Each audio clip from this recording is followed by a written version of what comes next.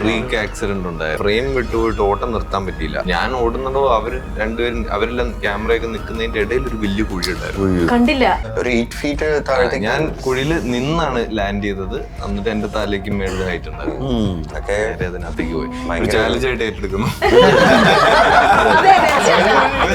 ആലോചിക്കുന്നത് എട്ടടിയുടെ കുഴിയല്ലേ. നിങ്ങളുടെ ഇടയിൽ അഭിനയിക്കുമ്പോ ആ ഒരു ഹെൽത്തി കോമ്പറ്റീഷൻ ഉണ്ടോ?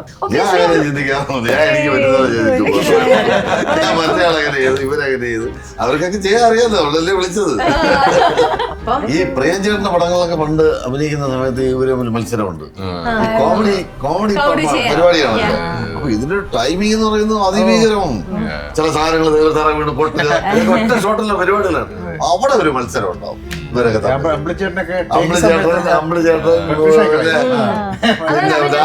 മുകേഷ് ജഗദീഷ് ഇവരൊക്കെ ഉണ്ടെങ്കിൽ ഓരോ കഥ എഴുതുമ്പോഴും ഓരോ ഇത് എഴുതുമ്പോൾ എന്താ പറയാ, എത്രയും ടെൻഷൻ ഉണ്ടാമോ? ഇവരൊക്കെ നമുക്ക് അറിയാം ഇവരുടെ ഒരു റേഞ്ചും കാര്യങ്ങളൊക്കെ.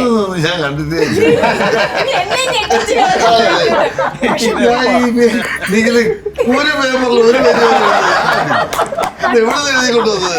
സിനിമ സ്വപ്നം കാണുന്നവർക്ക് Chavara film school, Kochi. Hello, life net TV പ്രേക്ഷകർക്ക് എല്ലാവർക്കും സ്വാഗതം. സാധാരണ ഏതൊരു മൂവിയുടെ പ്രൊമോഷൻ ഇരിക്കുന്ന പോലെയല്ല ഇന്ന് ഞാനിപ്പോൾ ഇവിടെ ഇരിക്കുമ്പോൾ എനിക്കതൊരു എക്സ്ട്രീംലി സ്പെഷ്യൽ ആയിട്ടുള്ളൊരു മൊമെൻ്റ് ആണ്, ഒരു പ്രൗഡ് മൊമെൻ്റ് ആണ്. കാരണം ഇപ്പോൾ തിയേറ്ററിൽ വളരെ സക്സസ്ഫുൾ ആയിട്ട് ഓടിക്കൊണ്ടിരിക്കുന്ന ഉയർ എന്ന ചിത്രത്തിൻ്റെ സ്ക്രിപ്റ്റ് റൈറ്റർ എന്ന് പറയുന്നത് എൻ്റെ ഹസ്ബൻഡ് നിഖിലും കൂടെ ആയതുകൊണ്ട് എനിക്ക് ഇത് ഒരു എൻ്റെയും ഉയിരാണ്. ഇത് ഇപ്പൊ ഇവിടെ നമുക്ക് കാണാം, അവിടെ ഇരിക്കുന്ന എല്ലാവരുടെയും ഉയിരാണ് ഈ മൂവി. യെസ്, നമുക്ക് വെൽക്കം ചെയ്യാം ഈ ഉയർ ടീമിനെ. യെസ്, എല്ലാവരും ഹാപ്പി ആണല്ലോ? പപ്പേട്ടന്റെ അടുത്ത് ചോദിക്കട്ടെ, ടീം ക്യാപ്റ്റന്റെ അടുത്ത്. പപ്പേട്ട, പൊതുവെ നമുക്ക് ഒരാള് നമ്മുടെ മുന്നിൽ നിന്ന് കരയുന്ന കാണുമ്പോൾ നമുക്ക് എല്ലാവർക്കും വിഷമാണ് വരിക. പക്ഷെ നമ്മുടെ തിയേറ്ററിൽ നിന്ന് ആൾക്കാർ കരഞ്ഞ മുഖത്തോടെ അല്ലെങ്കിൽ ഇമോഷണലി എല്ലാവരും ഇറങ്ങി വരുന്ന കാണുമ്പോൾ സത്യത്തിൽ നമുക്ക് എല്ലാവർക്കും എന്തൊരു സന്തോഷമാണ്. സത്യത്തിൽ അവർ കരഞ്ഞുകൊണ്ട് ഇറങ്ങി വരുന്നതെന്ന് വെച്ചാൽ അതൊരു ആനന്ദ കണ്ണീരാണ്. എന്ന് വെച്ചാൽ നമ്മൾ സിനിമ ഒരിക്കലും ഒരു ട്രാജഡി എൻഡിങ് അല്ല, ഹാപ്പി എൻഡിങ് ആണ്. ഈ സന്തോഷം കൊണ്ട് ചില സമയത്ത് നമ്മൾ ഇറങ്ങിപ്പോകും, നമ്മുടെ ഒരു തേങ്ങലുണ്ടാവും, ആ തേങ്ങലാണ് പുറത്തു വരുന്നത്. അങ്ങനെയാണ് ആളുകൾ ഇറങ്ങി വരുന്നത്. അതുകൊണ്ട് നമുക്കും വളരെ സന്തോഷമുള്ള കാര്യം. സന്തോഷമുണ്ട്. പിന്നെ നമ്മുടെ ഈ ഒരു ടൈറ്റിൽ വന്നപ്പോൾ ഉണ്ടല്ലോ, കുറേ പേര് ചോദിച്ച ഒരു ഡൗട്ടാണ്. എൻ്റെ അടുത്ത് തന്നെ ഒരുപാട് പേര് ചോദിച്ചിട്ടുണ്ട്. പലരും ചോദിച്ചു ഇതെന്താ തമിഴ് മൂവിയാണോ എന്നുള്ളൊരു ഡൗട്ട്. ഈ ഒരു മലയാള സിനിമയ്ക്ക് എന്തിനാണ് ഇങ്ങനെ ഒരു തമിഴ് ടൈറ്റിൽ വന്നത് എന്നുള്ളതൊക്കെ അതൊരു ഭയങ്കര തെറ്റിദ്ധാരണയാണ്. ഉയർ എന്നത് മലയാളം വാക്കാണ്. ഉയർ എന്ന് വെച്ചാൽ ഉയരൻ നാഥനെ, എന്റെ സിനിമയിലുള്ള പാട്ടാണ്. ഉയരൻ നാഥനെ ഒരു ക്രിസ്ത്യൻ സോങ് ആണ്. ഉയർ മലയാളം വാക്കാണ്. അതായത് ദ്രാവിഡ സംസ്കാരത്തിൽ നിന്ന് ഉൾക്കൊണ്ടൊരു വാക്കാണ് ഉയർ എന്ന് പറയുന്നത്. തമിഴിലും മലയാളത്തിലും ഉപയോഗിക്കുന്നത് അങ്ങനെ ഒട്ടേറെ വാക്കുകളുണ്ട്. മലയാളത്തിലും തമിഴിലും ഒരുപാട് ഉപയോഗിക്കുന്നത്. അതിൽപ്പെട്ട ഒരു വാക്കാണ് ഉയർ എന്നത്. ഓക്കെ. പക്ഷെ ഒരു സിനിമ എന്താ പറയാ, ഇപ്പം നിഖിലിപ്പോൾ എഴുതുന്ന സമയത്ത് എനിക്കറിയാം എഴുതുന്നതിനെക്കാട്ടിലും ഇതിന്റെ ഒരു ടൈറ്റിലേക്ക് വരാൻ വേണ്ടിയിട്ട് ഈ ഒരു ടീം ഒരുപാട് ആലോചിച്ചു. എന്തൊരു പേരിട്ടിട്ടും അതിനൊന്ന് ശരിയാവുന്നില്ല, എന്തോ മിസ്മാച്ച് ആവുന്നു. ആക്ച്വലി ഏതൊരു പപ്പേട്ട എത്രയോ മൂവീസ് ചെയ്തിരിക്കുന്നു. ഏതൊരു മൂവി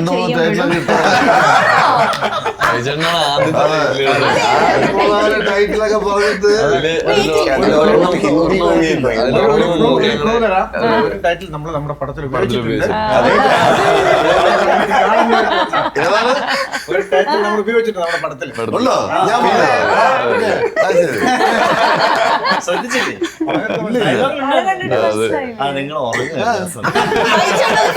ബൈച്ചോടൻ എത്ര കഷ്ടപ്പെട്ട് ഓരോ പേരൊക്കെ ആലോചിച്ച് കണ്ടുപിടിച്ചിട്ട് ഒരുപാട് പേര്, 2 പേര് ഞാൻ പറഞ്ഞു നിഷ്കരണം. പിന്നിൽ അത് വേണ്ട വേണ്ടെന്ന് പറഞ്ഞ് അങ്ങനെ എടുത്ത് മാറ്റി അല്ലേ? അത് സീനിൽ ഇട്ടിട്ടുണ്ട്. അതാണ് ഉപയോഗിച്ചത്. ബോളിവുഡിലേക്ക് എടുത്തോണ്ട് പോയി അതിനൊരു ചാറുള്ള ഡയലോഗ്. ഓക്കെ, എന്തായാലും ഇപ്പൊ നമ്മൾ സക്സസ് ആയിട്ട് എല്ലാവരും സന്തോഷത്തിലിരിക്കുമ്പോൾ റോഷൻ, നിങ്ങൾ ആക്ടേഴ്സിന്റെ അടുത്തും കൂടെ ആയിട്ട് ചോദിക്കുന്നു, ഏതൊരു മൂവി റിലീസ് ചെയ്യുമ്പോഴും നിങ്ങൾക്കും ഉണ്ടോ ഇത്തരത്തിലുള്ള ടെൻഷനും കാര്യങ്ങളെല്ലാം? ഉറപ്പായിട്ടും ഉണ്ട്. അപ്പൊ എനിക്ക് തോന്നുന്നില്ല ബൈച്ചേട്ടൻ്റെ അത്ര എക്സ്പീരിയൻസ് ഉള്ള ഒരു സമയം എത്തുമ്പോൾ അതെങ്ങനെ മാറുന്നു എന്ന് എനിക്കറിയില്ല. എനിക്കിപ്പോ എല്ലാ പടത്തിന്റെയും റിലീസ് ഉണ്ടോ? പിന്നെ നമ്മൾ അങ്ങനെ ചുമ്മാ വലിച്ചുവാരി സിനിമകൾ ചെയ്യുന്ന ആൾക്കാരിൽ ഇവിടെ ഇരിക്കുന്നവരാരും നമ്മൾ അത്രയും നമുക്ക് വിശ്വാസമുള്ള ചെയ്യാൻ ആഗ്രഹമുള്ള സിനിമകൾ മാത്രമാണ് ചെയ്യുന്നത്. അപ്പൊ അത് നമുക്ക് എന്നും വാല്യുബിൾ ആയിരിക്കും. നമുക്ക് ആ പ്രോസസ്സിലൂടെ നിൽക്കാൻ പറ്റുന്ന സത്യം പറഞ്ഞാൽ വളരെ ചെറിയൊരു സമയത്തിന് വേണ്ടി മാത്രം ആക്ടേഴ്സ് എല്ലാവർക്കും. പക്ഷെ അതുകൊണ്ട് ആ സിനിമയിൽ നിന്ന് ഫുള്ളി ഡിറ്റാച്ച് ആവാനൊന്നും പറ്റില്ലല്ലോ. ഇൻഫാക്ട് നമ്മൾ 2-3 വർഷം മുമ്പ് ചെയ്തിട്ട് ഇതുവരെ ഇറങ്ങാതിരിക്കുന്ന, അൺഫോർച്ചുനേറ്റ്ലി സ്റ്റക്ക് ആയിട്ടിരിക്കുന്ന സിനിമകളെ പറ്റി പോലും എല്ലാ ആക്ടേഴ്സും ഇപ്പോഴും ആലോചിക്കുന്നുണ്ട്. അത് ഒരു സിനിമ റിലീസിലേക്ക് എത്തുമ്പോൾ അതിന്റെ ടെൻഷനൊക്കെ ടീമിൽ എല്ലാവർക്കും ഉള്ളത് തന്നെയാണ്. പിന്നെ അല്ലാതെ അത്രയും ഈസി ആയിട്ട് ഒരു റിലീസിലേക്കൊക്കെ പോകാൻ എനിക്കറിയാം, എനിക്കത് ഇതുവരെ ഉണ്ടായിട്ടില്ല. സക്സസ് ഉണ്ടെങ്കിലല്ലേ മുന്നോട്ട് പോകാൻ പറ്റുള്ളൂ. അതെ അതെ, സക്സസ് ആണ് നമ്മുടെ പ്രയാണം എന്താണെന്ന് തീരുമാനിക്കുന്നത്. അപ്പൊ ആ ഒരു ടെൻഷൻ ഉണ്ടെന്നുള്ള സത്യമാണ്.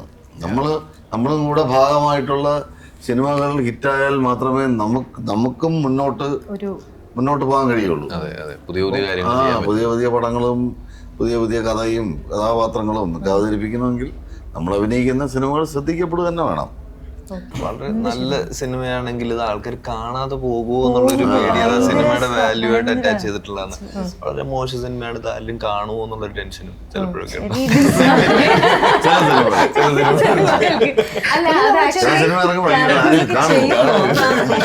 റോഷൻ പറഞ്ഞ പോലെ തന്നെ എന്താ പറയാ, ഇതിപ്പോ സക്സസ് ആയാലും എന്താ നിങ്ങൾക്ക് അതിൻ്റെ ഒരു സന്തോഷമുണ്ട്. പക്ഷേ ഈ ഒരു സൈഡിലുള്ളവർ ക്യാരി ചെയ്യുന്ന ഒരു പക്ഷേ നിങ്ങൾ അടുത്ത മൂവിയിലേക്ക് പോകുന്നതുകൊണ്ട് പെട്ടെന്ന് നിങ്ങൾക്ക് ഇതിൽ നിന്ന് ഒരു പക്ഷേ ഇത് സക്സസ് ആണെങ്കിലും എന്തായാലും ഏതൊരു മൂവി ഇത്തിരി ഫ്ലോപ്പായി പോയാലും നിങ്ങൾക്ക് അതിൽ നിന്ന് സ്വിച്ച് ചെയ്യുന്നൊരു സമയമുണ്ടല്ലോ, അതൊരു പക്ഷേ നിങ്ങൾ ആക്ടേഴ്സിന് അത് കുറച്ചും കൂടി ഈസി ആയിരിക്കാം. ഇവരെ സംബന്ധിച്ച് ഇവർ വേറൊരു വർക്കിലേക്ക് പോയില്ലെങ്കിൽ ഇവരെ എന്താ പറയുക, ആ സക്സസും അവർ അതുപോലെ എൻജോയ് ചെയ്തുകൊണ്ടേയിരിക്കും. കുറച്ച് ഇതാണെങ്കിൽ അതും അവരെ അയ്യോ ഏറ്റില്ലല്ലോ പറഞ്ഞത് തെറ്റിപ്പോയി. എന്താണെന്നറിയാം, ആക്ടേഴ്സിന് സ്വിച്ച് ചെയ്യാൻ പറ്റും, പക്ഷെ ഹീറോയ്ക്ക് സ്വിച്ച് ചെയ്യാൻ പറ്റില്ല. ആ ഒരു പ്രഷർ ഉണ്ടാവും. പിന്നെ ഹീറോ എന്ന് പറയുന്ന ആൾ അതിന്റെ മെയിൻ കീ ആണ്. അപ്പൊ ആ പടം എന്ന് പറയുന്നത് അത് ഓടേണ്ടത് ഡയറക്ടറിന്റെ ഹീറോയുടെ ആണ് മെയിൻ ആവശ്യം എന്ന് പറയുന്നത്. മനസ്സിലായില്ലേ? പ്രൊഡ്യൂസറുടെ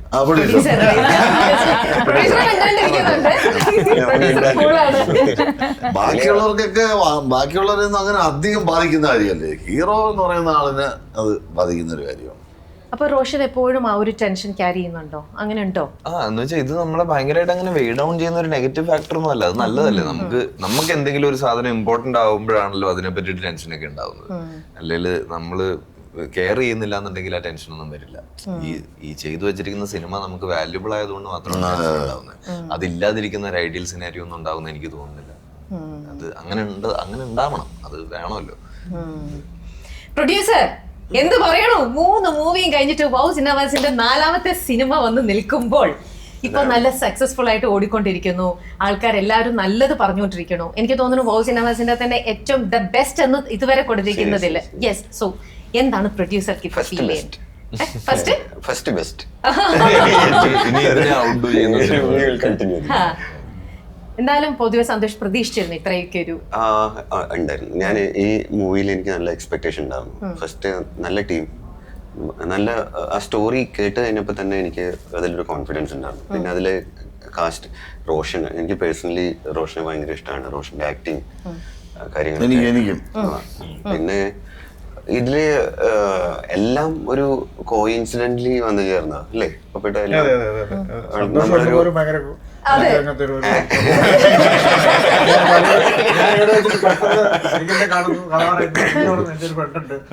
പടം പ്രൊഡ്യൂസ് ചെയ്യണം.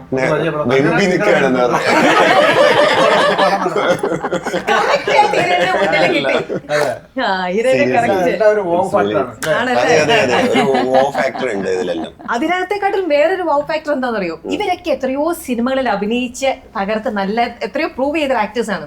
ഇവരിങ്ങനെ വാശിയോടെ അവിടെ അഭിനയിച്ച് മത്സരിക്കുമ്പോ അതിനിടയിൽ ഒരു എക്സ്പീരിയൻസും ഇല്ലാത്ത ഒരാള് കട്ടയ്ക്ക് നിക്കാന്ന് പറഞ്ഞ അത് പപ്പേട്ടൻ ഒരിക്കൽ പറഞ്ഞാൽ കേട്ടിട്ടുണ്ട്. പപ്പേട്ടൻ പൊതുവെ അവന് ആക്ട് ചെയ്യാൻ അറിയാമോ ഇല്ലയോ എന്നല്ല നോക്കുക, എന്റെ ക്യാരക്ടറിന് പറ്റിയൊരു ഫിസിക്കൽ അപ്പിയറൻസ് ഉണ്ടോ.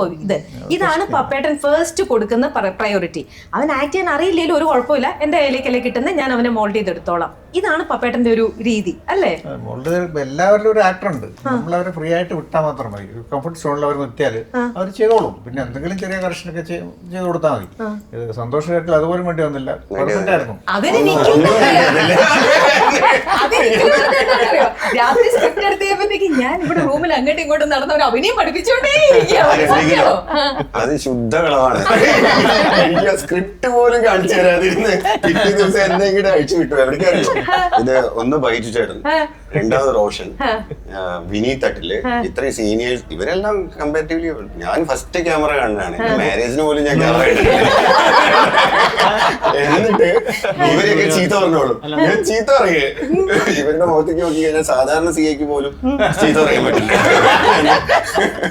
പക്ഷെ ഒരു പ്രൊഡ്യൂസറുമാണ്, പക്ഷെ ചമ്മാനും പാടില്ല. ഇവരൊക്കെ ആണെങ്കിൽ തകർത്ത് അഭിനയിക്കണ്ട. അപ്പൊ സന്തോഷിന്റെ ഉള്ളിൽ ശരിക്കും ഒരു പ്രഷർ ഇല്ല, ഉണ്ടായിരുന്നു.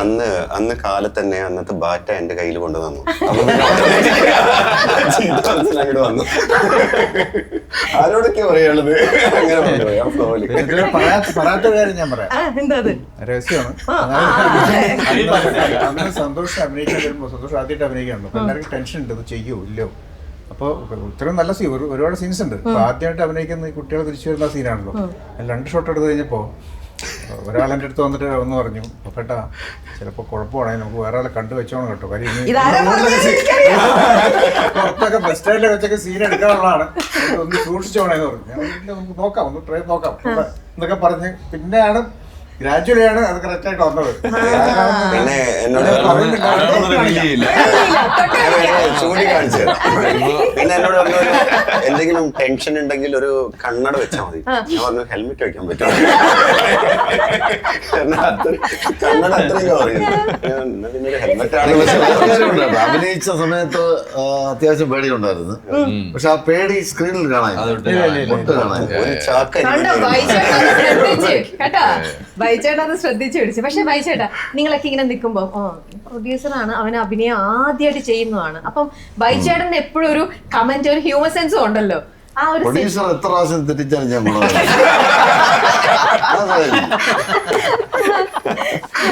ആക്ച്വലി അന്ന് ബൈച്ചേട്ടൻ ഭയങ്കര സപ്പോർട്ടീവ് ആയിട്ട് നിന്നായിരുന്നു. സീരിയസ്ലി എനിക്ക് ആണോ? ഭയങ്കര ഒരാൾ അഭിനയിക്കാൻ പറ്റും, നമ്മൾ മാക്സിമം പുള്ളിയെ പ്രൊമോട്ട് ചെയ്യണം. പിന്നെ തെറ്റുന്നൊക്കെ എല്ലാവർക്കും തെറ്റും. അവര് വളർന്നു തുടങ്ങുമ്പോൾ മാത്രമാണ് നമ്മൾ കട്ട് ചെയ്യുന്നത്.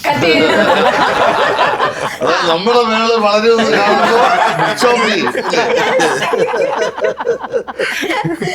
ആദ്യം നമ്മൾ വളർത്തും. നിങ്ങളുടെ ഇടയിൽ അഭിനയിക്കുമ്പോ ആ ഒരു ഹെൽത്തി കോമ്പറ്റീഷൻ ഉണ്ടോ? കാരണം എല്ലാരും കട്ടയ്ക്ക് നന്നായിട്ട് ചെയ്യുന്നു, ഇവൻ നല്ല സൂപ്പർ ആയിട്ട് ചെയ്യുന്നുണ്ടല്ലോ. അപ്പം ഞാൻ അങ്ങനെ ചിന്തിക്കാറുണ്ട്. ഞാൻ എനിക്ക് പറ്റുന്നത് ചെയ്തിട്ട് ഞാൻ മറ്റേ ചെയ്തു, ഇവരങ്ങനെ ചെയ്തു, അവർക്കൊക്കെ ചെയ്യാൻ അറിയാതെ അവളല്ലേ വിളിച്ചത്. ശ്രുതി എനിക്ക് അങ്ങനെ കോമ്പറ്റീഷൻ ഒന്നും ഇല്ല. തോന്നില്ല. അല്ല, ഒരു ഹെൽത്തി വേയിലും ഒന്നും അങ്ങനെ ഇല്ല. അല്ല, കോമ്പറ്റീഷൻ അല്ല, അത് കാണുമ്പോൾ കുറച്ച് ഇൻസ്പിറേഷൻ വരും. ഞാൻ എല്ലാവരും ഭയങ്കര ജനറസ് ആക്ടേഴ്സ് ആണ്.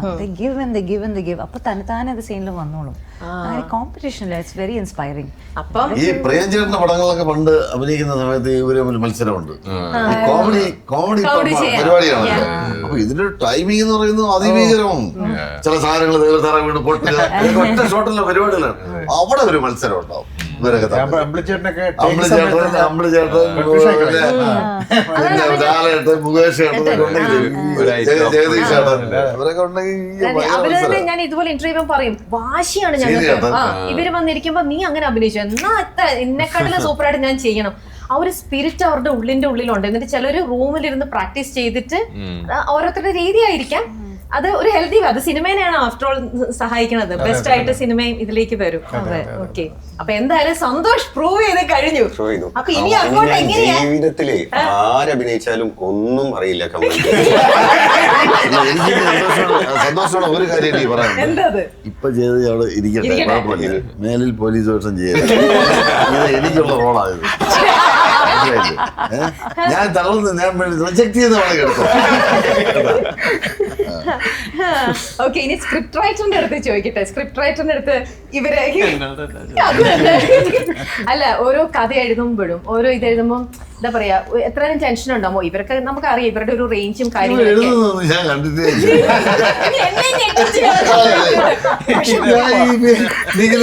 ഒരു പേപ്പറിൽ ഒരു ഇത് എവിടെ നിന്ന് എഴുതി കൊണ്ടുവന്നത്? ഒറ്റയ്ക്കിരുന്നാലും മാത്രമേ എഴുതാൻ ഈ സെറ്റില് നിങ്ങളുടെ കൂടെ ഒരു താടി ഉള്ളത് വേറെ ആരോ ഒരു കമ്പനി അവിടെ സഞ്ജിയൊക്കെ 12 മണിക്ക് വന്ന് 5 മണിക്ക് പോകും.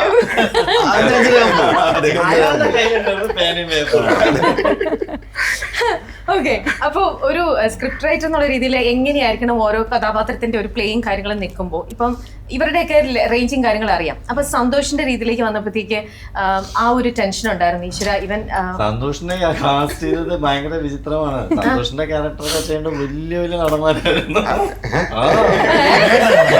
ടോപ്പ് നടന്മാരൊക്കെ ഭയങ്കര അവിടെ ആരായിരിക്കും, കാരണം ഇവരെ ഫയർ ചെയ്യണല്ലോ.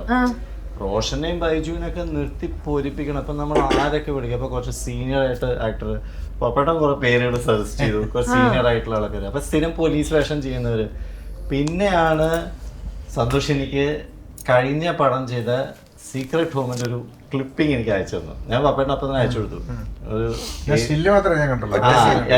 എനിക്ക് വീഡിയോയുടെ ചെറിയ ക്ലിപ്പിംഗ് അയച്ചു. അസിസ്റ്റന്റ് കമ്മീഷണറുടെ റോളായിരുന്നു. അപ്പൊ തന്നെ ഞാൻ ഡിമോട്ട് അതിലെ അഭിനയം കണ്ടിട്ട് ഫസ്റ്റ് ടൈം എന്നൊക്കെ കള്ളം പറഞ്ഞാണ്. അല്ല, ഫസ്റ്റ് അതും കോയിൻസിഡന്റ്ലി ഒറ്റ സീൻ. അതേ ഉള്ളൂ. അതാണ് ഫസ്റ്റ് ഞങ്ങൾ അത്ര സപ്പോർട്ട് ലാസ്റ്റ് അതെ. അല്ല, വേറെ ഫിലിമിലൊന്നും ആൾക്കാരെ അഭിനയിക്കാൻ വിളിക്കില്ല. അങ്ങനെയുണ്ട് ചിലരുടെ ഒരു ഹിഡൻ അജണ്ടയാണ്. എന്റെ ഇഷ്ടം, എനിക്ക് സിനിമ ചെയ്യുന്നു, എനിക്ക് അങ്ങനെ കുറച്ച് ആഗ്രഹങ്ങളുണ്ട്. അല്ല, അങ്ങനെയുള്ള ആൾക്കാര് ഞാൻ ഫോളോ ചെയ്യാറുണ്ട്. ഞാൻ അവരുടെയൊക്കെ വലിയൊരു ഫാനാണ്. അപ്പൊ ആ ഒരു ക്രൈറ്റീരിയ നമുക്ക് മീനിങ് കാണാം. ഓക്കെ, പപ്പേട്ടന്റെ മൂവിയിൽ പൊതുവെ നമുക്ക് കാണാം, എത്ര നല്ല മൂവീസ് പപ്പേട്ടൻ ചെയ്താലും അതിനകത്തൊക്കെ ഇന്നത്തെ ഒരു കൾച്ചർ രീതി എന്ന് പറഞ്ഞാൽ പാട്ടുകളൊന്നും വേണ്ട. ഇപ്പോഴത്തെ സിനിമയ്ക്ക് പാട്ടിന്റെ ആവശ്യമില്ല, അതവിടെ മിസ്മാച്ച് ആണ്, അതിന് ഇമ്പോർട്ടൻസ് ഇല്ല, അല്ലാതെ റിയലിസ്റ്റിക് വേ എന്നൊക്കെ അങ്ങനെ പലരും പലതാണ് പറയണത്. പക്ഷെ പപ്പേട്ടൻ ഇന്നും മൂവി ചെയ്തപ്പോൾ നേരത്തെ പോലെ തന്നെ നല്ല പാട്ടുകൾ, അത് ഇതിനകത്ത് മലയാളം, തമിഴ്, കന്നഡ, അങ്ങനെ പല ലാംഗ്വേജിലുള്ള പാട്ടുകളും ഉണ്ട്. അപ്പം ഇപ്പോഴും പപ്പേട്ടൻ്റെ ആ ഒരു സ്റ്റൈലിൽ ഒരു മാറ്റങ്ങളും ഇല്ല. അതിനകത്ത് പപ്പേട്ടനെ മണിക്കാണ് ഏറ്റവും വലിയൊരു അത്ഭുതം. മണി പറയണത്, ഞാനൊരു ജെൻസിക്കിഡാണ്, എന്നെ പപ്പേട്ടൻ കേൾപ്പിച്ചത് എനിക്ക് ഞെട്ടിപ്പോയി. എനിക്ക് ടെൻഷൻ അടിച്ചിട്ട് പോയി, എന്തൊക്കെ എങ്ങനെയൊക്കെ ഈ പാട്ട് പപ്പേട്ടന് ചെയ്തോളും. കാരണം പപ്പേട്ടനെ പോലത്തെ ഒരു സീനിയർ ആയിട്ടുള്ള ഒരു വ്യക്തി എനിക്കൊരു വർക്ക് തരും. മണി അത് ഭയങ്കര ഗ്രേറ്റ്ഫുൾ ആണ് ആ ഒരു കാര്യത്തിൽ. എങ്ങനെയാണ് മണിയിലേക്ക് ഈ വർക്ക് കൊടുക്കാനും പപ്പേട്ടന് തോന്നിയത്? മണിയുടെ ഞാൻ ശ്രദ്ധിച്ചത് അഞ്ചക്കള്ളക്കൊക്കെ എന്നുള്ള സിനിമയാണ്. അതിൽ ഭയങ്കര രസമായിട്ട് മ്യൂസിക് ചെയ്തിരുന്നു, നല്ല പാട്ടുകളുണ്ടായിരുന്നു, നല്ല രസമുള്ള മ്യൂസിക് ആയിരുന്നു. പക്ഷെ ഒരിക്കലും ആ മ്യൂസിക് നമ്മുടെ സിനിമയ്ക്ക് മാച്ച് ചെയ്യുന്നതല്ല. അപ്പം ഞാൻ വിചാരിച്ചു അങ്ങനെ ഒരാളെ കൊണ്ട് ഈ സിനിമ ജയിച്ചാൽ നമുക്ക് വേറൊരു, ഇപ്പോൾ ബിജിവാലൊക്കെ ചെയ്യുന്ന ഒരു രീതിയിലുള്ള ഒരു മ്യൂസിക് ഡയറക്ടറാണ് ശരിക്കും എല്ലാവരും ചിന്തിക്കുക. അപ്പം ഞാൻ ഇങ്ങനെ ഒരു ആളെ കൊണ്ട് ഇത് മ്യൂസിക് ചെയ്ത് വെച്ചാൽ വേറൊരു പുതിയൊരു സാധനം നമുക്ക് കിട്ടും. പക്ഷെ കിട്ടിയത് പഴയ ബിജിവാലിന്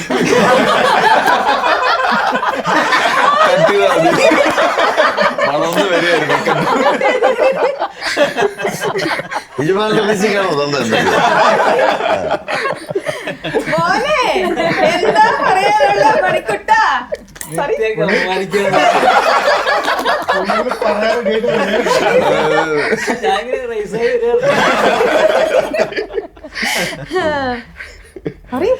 എക്സ്പീരിയൻസ് ഗംഭീരായിരുന്നു. സിനിമയെ ശരിക്കും പിടിച്ചു നിർത്തുന്നത് മണിയുടെ മ്യൂസിക്കാണ്. അല്ല, എൻ്റെ ആ സ്റ്റാർട്ട് ഞാൻ ചെയ്തു വന്നിരുന്ന ഒരു ഘടന പൊളിക്കാൻ ശ്രമിച്ചതാണ് ഇതിൽ. അപ്പോഴാണ് ഇപ്പൊ ഇതുപോലെ സംഭവിച്ചത്. സിനിമ ഡിമാൻഡ് ചെയ്യുന്നൊരു വർക്കാണ് ഞാൻ ചെയ്തതെന്ന് എനിക്കൊരു കോൺഫിഡൻസ് ഉണ്ട്. അത് പിന്നെ പപ്പേട്ടൻ തന്നെയാണ് അപ്രൂവ് ചെയ്തത്. പപ്പേട്ടൻ മാറ്റം പറയുകയാണെങ്കിൽ നമ്മൾ അത് നൈസ്. പപ്പേട്ടൻ ഒരു സൈഡില്, നിഖിൽ ഇപ്പുറത്തെ സൈഡില് ഒരു വല്ലാത്തൊരു പ്രഷർ അപ്പൊ മണിക്ക് ഫീൽ ചെയ്തിട്ടുണ്ട്. മെയിൻ പ്രശ്നം.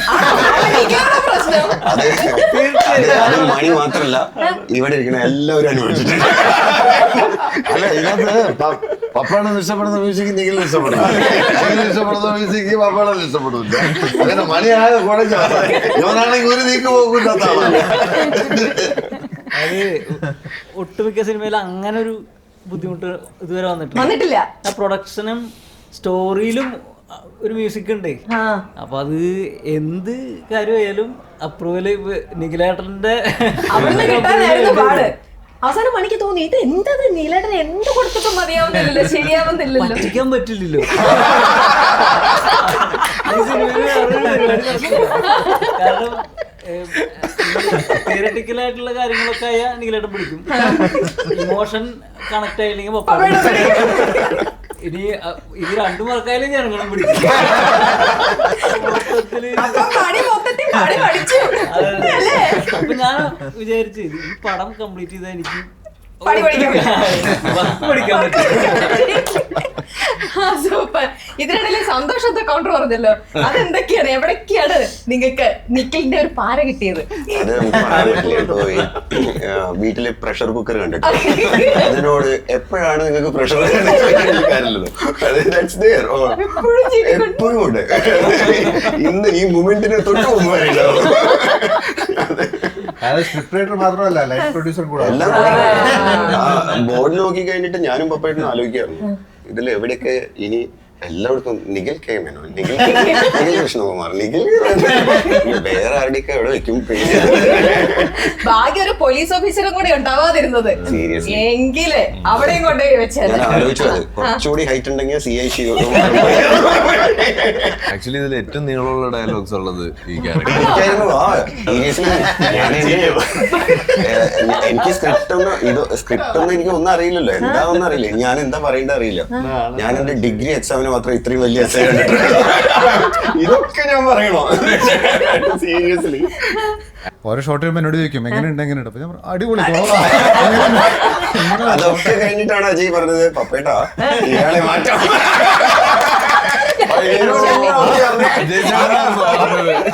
നേരത്തെ പറഞ്ഞല്ലോ ഒരാൾ വന്നിട്ട് ഇത് ഭയങ്കര പ്ലാനിങ് ആയിരുന്നു.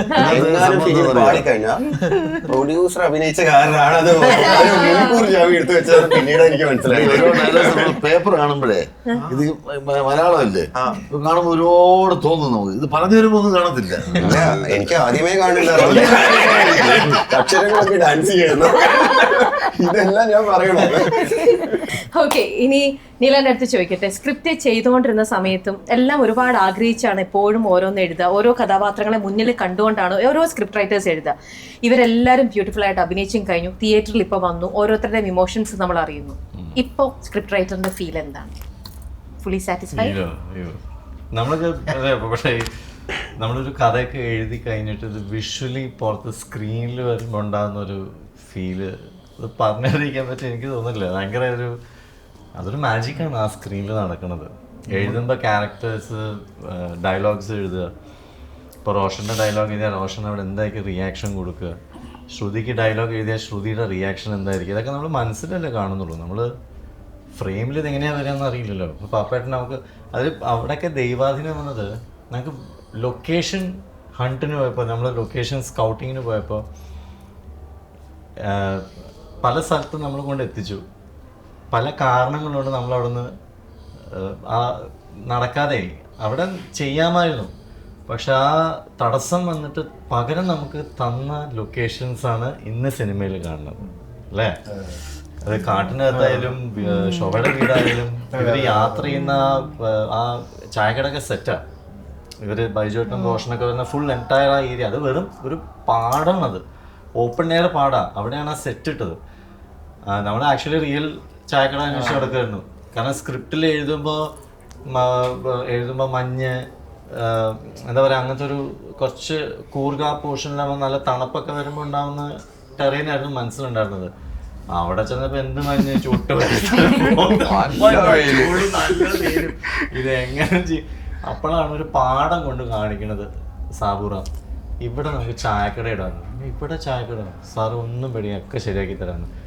2 ദിവസം കഴിഞ്ഞ് ആർട്ട് വർക്ക് കഴിഞ്ഞിട്ട് നമ്മളെ കാണിക്കാൻ കൊണ്ടുവന്നപ്പോൾ ആ എൻറ്റയർ ജോഗ്രഫി തന്നെ ഇയാൾ മാറ്റി. ആ പറമ്പിൻ്റെ ശരിക്കും അവിടെ ചായക്കട ഉണ്ടാകുന്ന നമുക്ക് തോന്നിപ്പോവും. അപ്പം ആ ഫ്രെയിമിൽ ഇവർ ബൈക്കിൽ വന്ന് ഇറങ്ങുന്ന ആ ഷോട്ട്, വിനോദിൻ്റെ ഫസ്റ്റ് കാണുന്ന ആ രംഗം എനിക്ക് അവിടെയാണ് കേട്ടോ. നമ്മളിങ്ങനെ എഴുതുമ്പോൾ ഒരു കണക്കിലാണിത്. വൈജോട്ടൻ കാണുന്നു, വൈജോട്ടൻ റോഷൻ നോക്കുന്നു, ഇത് വിനോദിനെ കാണുന്നു. എനിക്കറിയണമായിരുന്നു പപ്പേട്ടൻ ഈ സീൻ എങ്ങനെ കൺസീവ് ചെയ്യണമെന്ന്. ഭയങ്കര ആഗ്രഹമായിരുന്നു ഫിലിം മേക്കിംഗ് നമ്മളൊരു അക്കാഡമിക്കലി പഠിക്കാനായിട്ട് എനിക്ക് ഭയങ്കര ആഗ്രഹമായിരുന്നു. പടം ചെയ്തല്ലേ എഡിറ്റ് ചെയ്തല്ലേ കഴിഞ്ഞ മുമ്പിൽ വന്നപ്പോൾ അതാണ് ഡയറക്ടേഴ്സ് ഡയറക്ടറിന്റെ പടം അത് സംഭവിക്കുന്നതാണ്. അതെ. എപ്പോഴും നമ്മളെ ഡ്രൈവ് ചെയ്യുന്ന സ്ക്രിപ്റ്റാണ്. നമ്മൾ സ്ക്രിപ്റ്റ് വായിച്ച് കഴിഞ്ഞിട്ട് സ്ക്രിപ്റ്റ് നമുക്ക് ഉള്ളിൽ കയറി കഴിഞ്ഞാൽ ഓട്ടോമാറ്റിക്കായിട്ട് നമ്മുടെ ഷോട്ടൊക്കെ നമ്മുടെ മനസ്സിൽ വരും. അപ്പം ഞാൻ നേരത്തെ പ്ലാൻ ചെയ്ത് ലൊക്കേഷൻ പോകുന്ന ഒരാളല്ല. മനസ്സിലൊരു ഏകദേശം ഒരു ഐഡിയ ഉണ്ടാവും. ലൊക്കേഷൻ ചെന്നിട്ടാണ് ഏതാണ് ഷോട്ട്, ഫസ്റ്റ് ഷോട്ട് എന്നാണ് സെക്കൻഡ് ഷോട്ട് തീരുമാനിക്കുന്നത്. ലൊക്കേഷൻ ചെന്നിട്ടാണ് ഷൂട്ട് ചെയ്യുന്നതിന് തൊട്ട് മുമ്പ്. അപ്പോൾ സ്ക്രിപ്റ്റ് പെർഫെക്റ്റ് ആണെങ്കിൽ ഓട്ടോമാറ്റിക്കായിട്ട് നമുക്ക് ആലോചിക്കേണ്ട ആവശ്യമേ വരില്ല. ഓട്ടോമാറ്റിക്കായിട്ട് ഷോട്ട്സ് നമ്മുടെ മുമ്പിൽ വരും. സ്ക്രിപ്റ്റാണ് എപ്പോഴും നമ്മൾ ഡ്രൈവ് ചെയ്യുന്നത്. അതേപോലെ പപ്പേട്ടന്റെ ഏറ്റവും വലിയൊരു ഷൂട്ട് പറയുന്നതിനെക്കാട്ടിലും പെട്ടെന്ന് വൈൻഡപ്പ് ചെയ്യാന്നുള്ളതാണ്. അല്ല, അതില് ദൈവാനുഗ്രഹം ഉണ്ടായിരുന്നു ഭയങ്കരമായിട്ട്. റോഷൻ അതിന്റെ കൂർഗിൽ വെച്ചിട്ട് ഒരു ഷൂട്ടിങ്ങിൽ റോഷന് ശരിക്കും ഒരു പരിക്ക് വരേണ്ടതായിരുന്നു. എല്ലാവരും 100% ഡെഡിക്കേറ്റഡ് ആയിട്ട് ഫ്രീക്ക് ആക്സിഡന്റ് ഉണ്ടായിരുന്നു. കുഴിക്കകത്തേക്ക് ആവശ്യമില്ലാതെ ചാടി വീണ്. ഓടിച്ചിടുന്ന പോർഷനാ അവിടെ അപ്പൊ ഫ്രെയിം വിട്ടുപോയിട്ട് ഓട്ടം നിർത്താൻ പറ്റിയില്ല. അപ്പൊ ഞാൻ അജയ് ചേട്ടനും ക്യാമറ ഒക്കെ നേരെ മുമ്പിലുണ്ട്. ഞാൻ വിചാരിച്ചു സ്വാഭാവികമായിട്ടും അങ്ങോട്ട് ഓടിയ സേഫ് ആണല്ലോ, അവരൊക്കെ അവിടെ നിപ്പുണ്ടല്ലോ.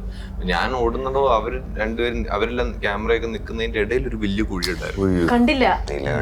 ഭയങ്കര അതൊരു ഓൾമോസ്റ്റ് 8 ഫീറ്റ് താഴത്തേക്ക് ഞാൻ കുഴിയിൽ നിന്നാണ് ലാൻഡ് ചെയ്തത്. എന്നിട്ട് എന്റെ തലയ്ക്ക് മേളിൽ ഹൈറ്റ് ഉണ്ടായിരുന്നു. അതിനകത്തേക്ക് പോയി ചാലഞ്ച് ആയിട്ട് ഏറ്റെടുക്കുന്നു. ആലോചിക്കുന്ന 8 അടിയുടെ കുഴിയല്ലേ, 5 അടി 9 ഇഞ്ചുള്ള ഞാൻ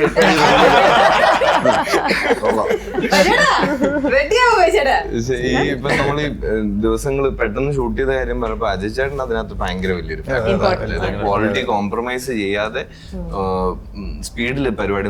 കാരണം ഈ സിനിമയിൽ ഒരുപാട് ലൊക്കേഷൻസ് നമുക്ക് കുറച്ച് ദിവസങ്ങൾക്കായിട്ടുള്ള ഒരു ചങ്ക് സീൻസ് ഒരു ലൊക്കേഷൻ. അപ്പൊ നമുക്ക് പോലീസ് സ്റ്റേഷൻ കുറച്ച് സമയമുണ്ട്, എന്റെ വീടായിട്ട് ഷൂട്ട് ചെയ്യുന്ന ലൊക്കേഷൻ കുറച്ച് സമയമുണ്ട്. അപ്പൊ ഇവിടെയൊക്കെയുള്ള കുറെ സമയം നമുക്ക് ചുരുക്കാൻ പറ്റിയത് ബിക്കോസ് അജയ് ചേട്ടന്റെ ടീമും ഓപ്പറേറ്റ് ചെയ്യുന്ന പേസ്, ഈ സെറ്റിന്റെ പേസ് ഡിസൈഡ് ചെയ്തത് ആക്ച്വലി അവരാ. അജയ് ചേട്ടനാണ് ഒരു ഷോട്ട് കഴിഞ്ഞാല് ഏറ്റവും എനർജറ്റിക് ആയിട്ട് എടുത്ത് എണീറ്റ് ഫസ്റ്റ് മൂവ് ചെയ്യുന്ന ആള്. അപ്പൊ അതിന്റെ പുറകെയാണ് പിന്നെ ബാക്കി എല്ലാവരും കൂടെ ഒക്കെ അടുത്ത പരിപാടിക്ക് നമ്മൾ സെറ്റ് ആവും. എല്ലാവരും ഒരു ഫാമിലി പോലെയായിരുന്നു, ഒരു ക്രൂ എന്നുള്ളതിനേക്കാൾ കൂടുതലായിട്ടുള്ള ദിവസം പപ്പയുടെ കൂറുകിലെ ഷോട്ട് പപ്പയുടെ ശോഭയുടെ വീട് നമുക്ക് സെറ്റ് ചെയ്യുമ്പോൾ പപ്പേട്ടൻ ഇങ്ങനെ പറയുന്നു, ഷോട്ട് എടുത്തു. പപ്പേട്ടൻ അജയ് ഇപ്പൊ നോക്കുന്നത് പപ്പേട്ടൻ ഇങ്ങനെ ആലോചിച്ചു, നടക്കണ കാണും പറയാൻ ആലോചിക്കാൻ നടത്തത് സാർ റെഡി.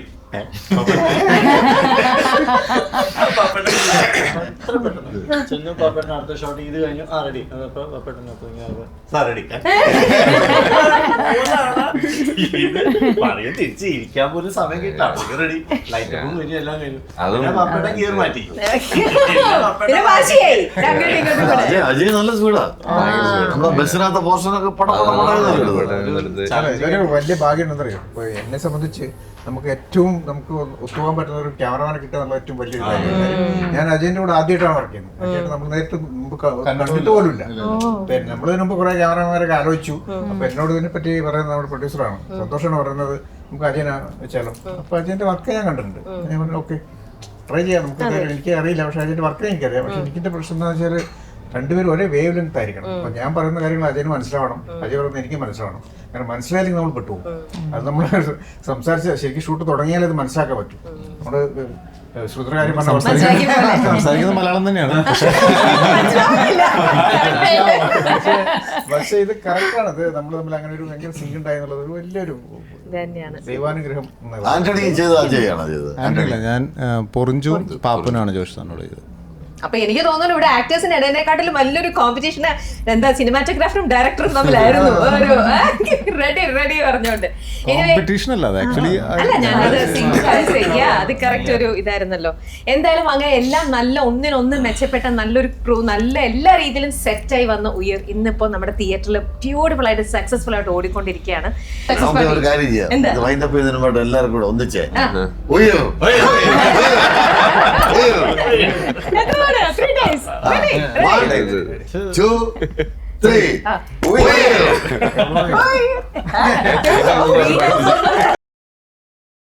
സിനിമ സ്വപ്നം കാണുന്നവർക്ക് ചാവറ ഫിലിം സ്കൂൾ, കൊച്ചി.